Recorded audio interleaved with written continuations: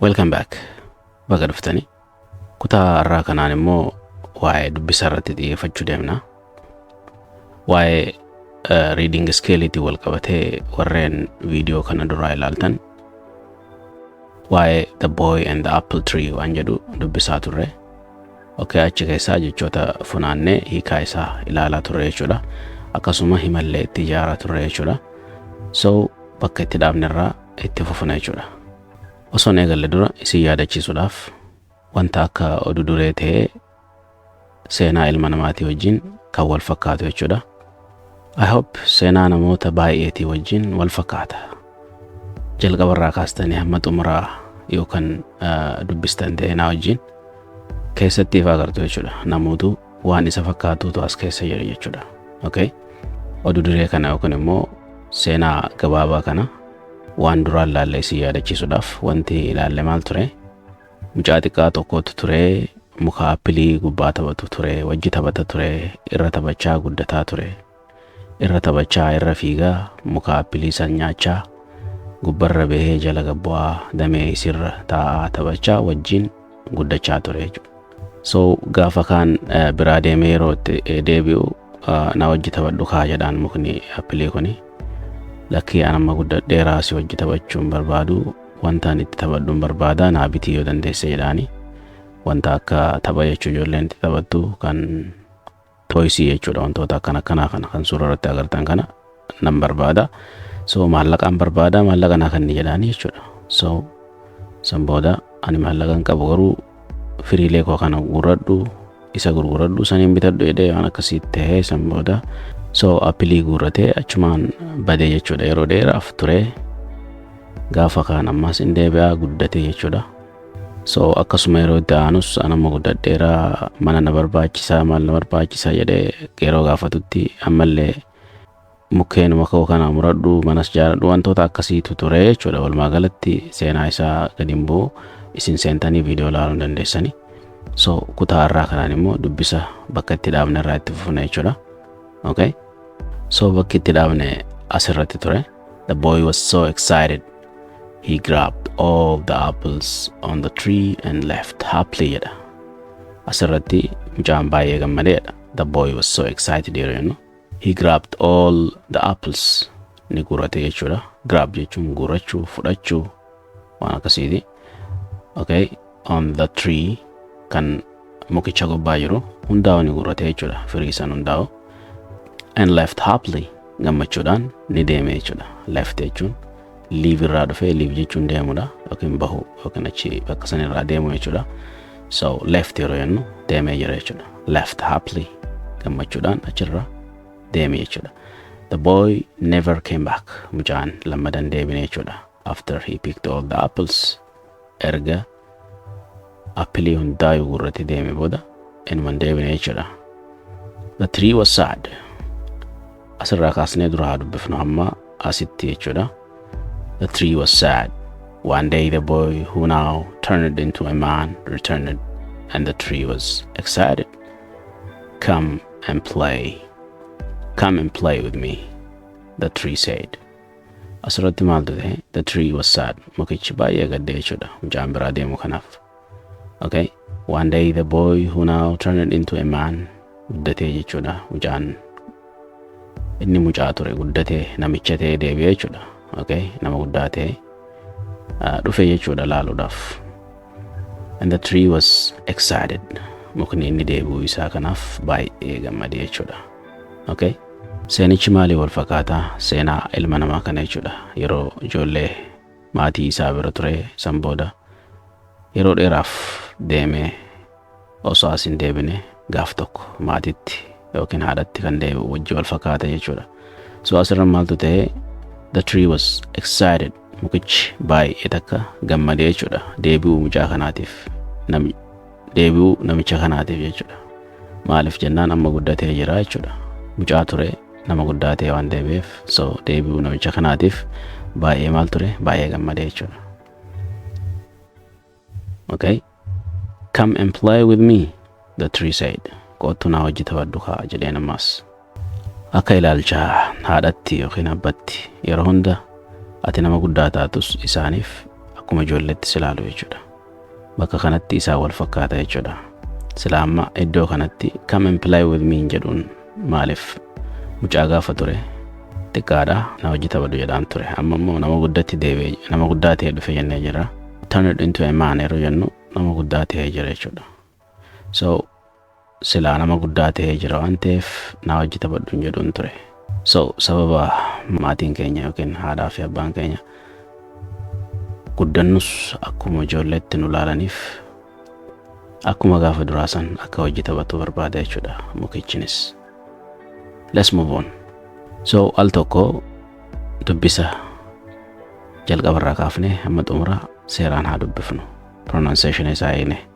Are you ready for that? Qophoftanii? The boy was so excited. He grabbed all the apples on the tree and left happily. The boy never came back after he picked all the apples. The tree was sad. One day the boy, who now turned into a man, returned, and the tree was excited. Come and play with me, the tree said. So akkana fakkaata ture. Isin irra deddeebi'uudhaan hin dubbiftu jechuudha akkasitti. So maaltu itti aaname? Kan itti aanu haa dubbifnu. Hiikaa wajjin haa laallu. Okay? Maal jedhaa? Kootu na hojii taphadhu jedheeni gaafata jechuudha namicha guddaa kanaan. Akkuma gaafa ijoollee ilaalaa jira waan ta'eef. Okay? I do not have time to play. Deebisaa mucaadhaa laale. I do not have time to play. Anamma yeroo taphaan qabu jedhaan jechuudha. Okay? I have to work for my family. Maaliif maatii ijaarratee jira nama guddaa ta'e deebi'ee jira jennee miti. I have to work for my family. Maatii kiyyaaf hojjechuun qaba yeroon itti taphadhuun qabu jedheen jechuudha. Okay? We need a house for shelter. Maal nu barbaachisa? We need a house for shelter jedheen. Okay? Waan keessa gallu mana nu barbaachisaa jedheen. Okay? Anaa fi maatiin koo jechuu isaati. Can you help me? Can you help me? Na gargaarta. Kanarratti jedheen jechuudha. Okay? Asirratti mumkin maal deebiseef? Sorry, but I do not have any house. Baay'een sii gaddaa, but I do not have any house. Mana tokkollee hin qabu ani. Okay? But garuu immoo you can chop off my branches. Okay? You can chop off my branches. So jedhu chop off jechuun murachuu yookiin cirachuu dandeessa. My branches dameelee koo kana cirattee to build your house. Mana kee ijaarrachuudhaaf jechuudha. Build jechuun asirra building jennu. Dogoggorri sun akka baduun barbaada. Dogoggora build jechuuni. Okay? Build. Yuun hin dubbattu. Aayuma qofa dubbisna. Build. So maal jedheeni? Sorry. Okay? Nan gaddaa. Sorry, siifan gadda garuu, but I do not have any house. Mana tokkollee hin qabu. Okay? You can chop off my branches. Okay? Dameelee koo kana murattee. Okay? Mana itti ijaarrachuu dandeessaa jedheeni hayyama kenneef. Okay? Al tokko irra deemne haa dubbisnu. So, I do not have time to play. I have to work for my family. We need a house for shelter. Can you help me?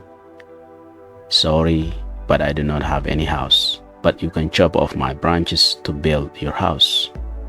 Okay? Isinis irra deddeebi'uudhaan dubbisa kana dubbistu. Asirratti maalii wal fakkaata? Taarika yookiin immoo seenaa ilma namaatii hojii eessatti wal fakkaata jettanii yaaddu. Okay? Yeroo baanee guddannee maatii ijaarrannee maatii keenya ilaaluudhaaf dhufnu nu hojii taphatu barbaada maatiin keenya. Okay? Haati teenya faan nu hojii taphachuu feeti. Nuti garuu kanaaf yeroo hin qabnu jenneeti. Okay? Yeroo kan nuuf jechuudha. Okay? Akkasuma wajjinu akka nu gargaaran barbaanna jechuudha. Okay? Yeroo siif hin qabu jecha karaa kaaniin mana na barbaachisaa maallaqa na gargaarii yookiin immoo waan akkasii na gargaarii yeroo jennu jechuudha maatii keenyaan. Okay? Sanii wal fakkaata jechuudha. Seenaan kun baay'ee seenaa bareedaa fi very interesting ta'e jechuudha. Kan namni hundi jaalatu jedheeti yaada. Maaliif namni hundi as keessatti filaalaa deema jechuudha. Waan isa fakkaatu qaba akkuma reefu isiniin jedhe jechuudha.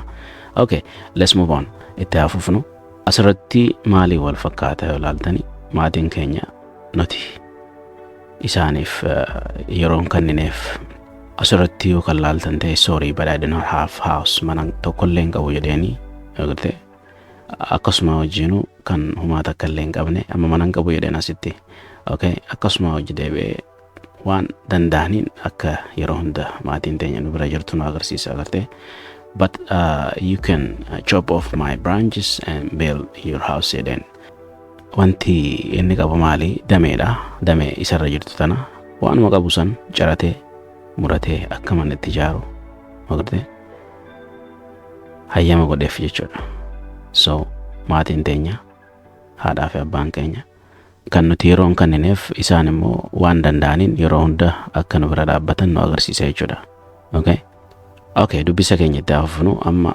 asirratti hiikaa wajji ilaalaa deemna san booda walit dhaabneeti paaragraafii dubbifna jechuudha so maal jedha so the man cut all the branches of the tree and left happily namichi maal godhe dameelee appilii yookiin immoo tuffaa kana hunda isaatu muratee ciratee okay left happily gammachuudhaan deeme jedha agartanii maatii teenya irraa yeroo waa fudhannee deemnu gammachuudhaan deemna jechuudha wal fakkaataa sittis baay'ee takka okay we don't care about them waa'een isaanii baay'ee nu yaachisu garuu nuti yeroo isaan irraa fudhannee deemnu baay'ee nutti tola baay'ee gammadaa deemna jechuudha asirrattis kana wal fakkaata okay the tree was glad to see him happy but the man never came back since then asirratti maaltu ta'e the tree was glad mukichi baay'ee gammade maaliif gammade seetanni beeytanii to see him happy isuma gammade kana arguudhaaf gammachuu fuula isaarra jirtu arguudhaaf gammade jechuudha mukichis but the man never came back garuu namichi